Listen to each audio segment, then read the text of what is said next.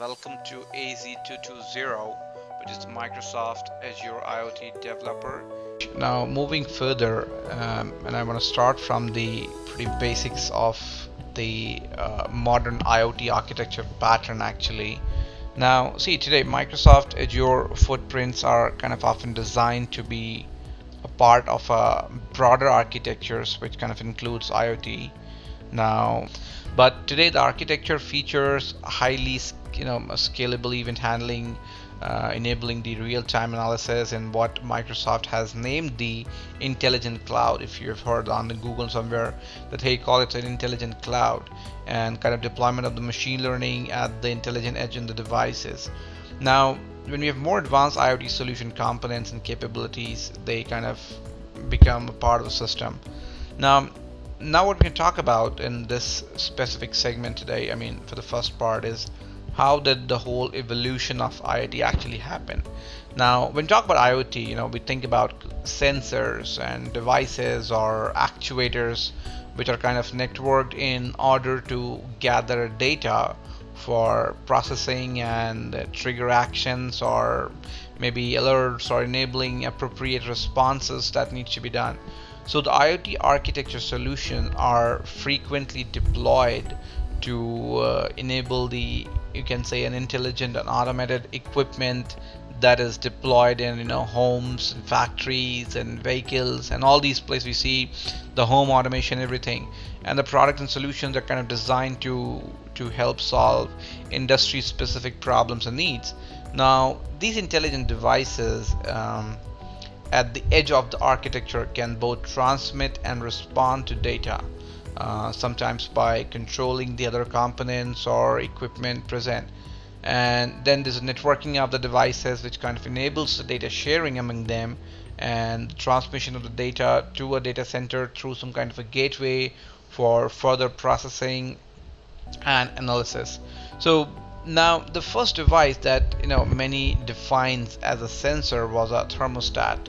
I hope you're aware about the thermostat. It was kind of built in 1883, and I'm going to take a story behind that because it's really interesting to understand.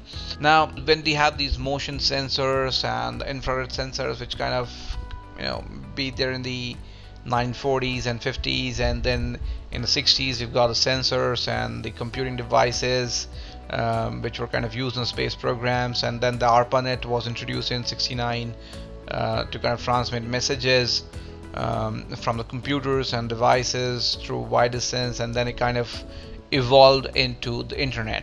And you can say the early adopters of these networks, which basically adopted the ARPANET internet, were the oil and gas companies, which needed to transmit the exploration data which is gathered from all these sensors in the drilling equipment they have to the powerful backend computers, which are kind of used in the analytics. And then we have these new database management systems which were introduced to handle, you can say, the semi-structured data stream. We obviously call them the NoSQL because they don't have any stuff, and then this Hadoop clusters became very popular initially for kind of rapidly loading and analyzing large amount of semi-structured data. Now, since understand data coming from many of the devices at the edge also was generated in a semi-structured form, and IoT architectures begin to include these new data management engines in the kind of a backend of the infrastructure. And there's something called a Lambda architecture. A Lambda architecture actually became popular in IoT development for handling the streaming data and the traditional batch data feeds that we have. Although sensors continue to evolve, becoming smaller and cheaper, and they kind of require less energy, but the new IoT use cases and the growing data volumes, they kind of drove a need to apply analytics and machine learning in the real time, at the location where the data was being gathered.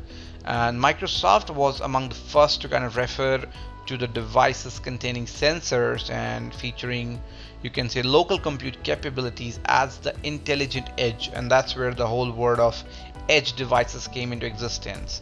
Now, IoT architectures are used to solve a variety of business problems. let's take a example maybe from the automotive industry.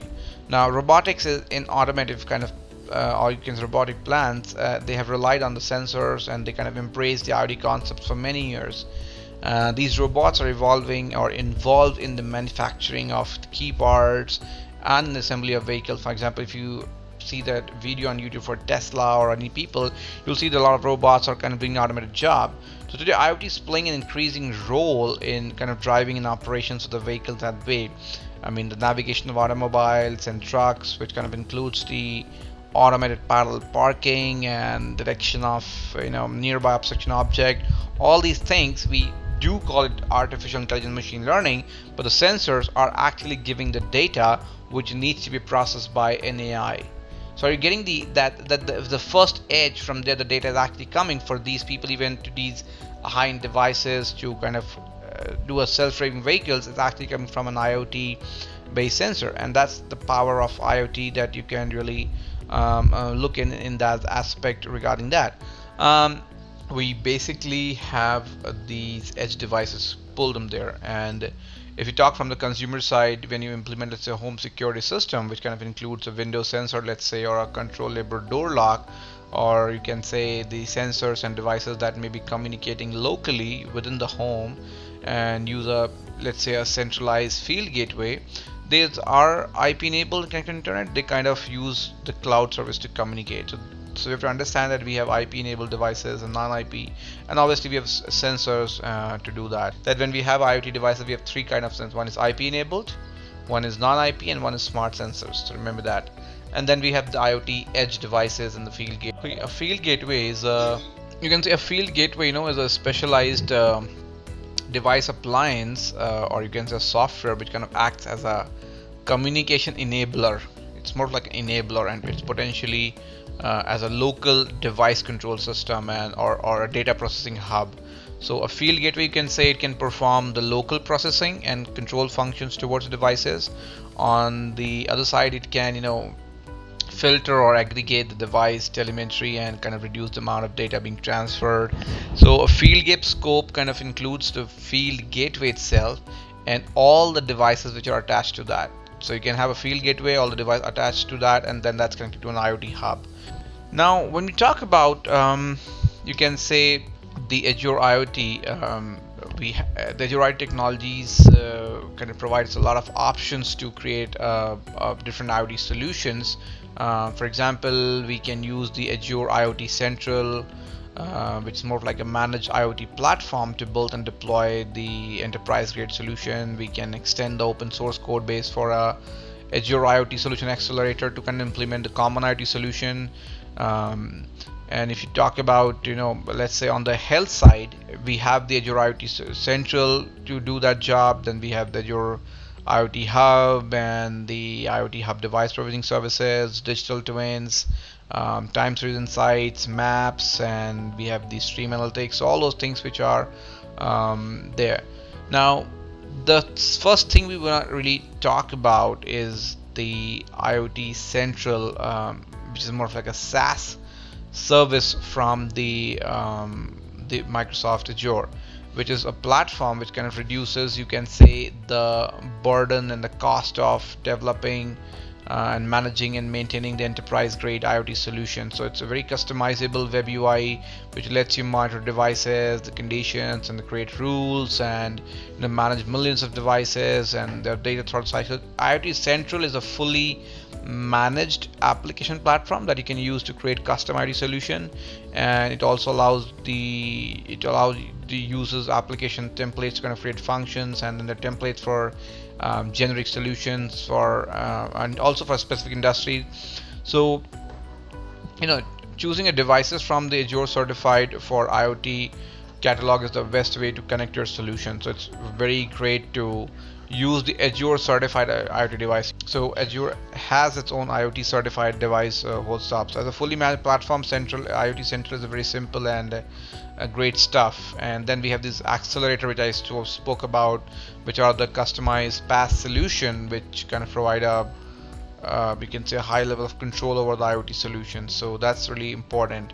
Now when we talk about the IoT device, like for example, if you think about any piece of complex electronic hardware we have, IoT devices also need to have the ability to kind of run the code in order to be useful. But because IoT devices tend to be really small, the environment in which the code runs may vary in terms of functionality. So devices in the IoT hub needs to be, you can say, programmed by giving different instructions that they need to do the task for that aspect.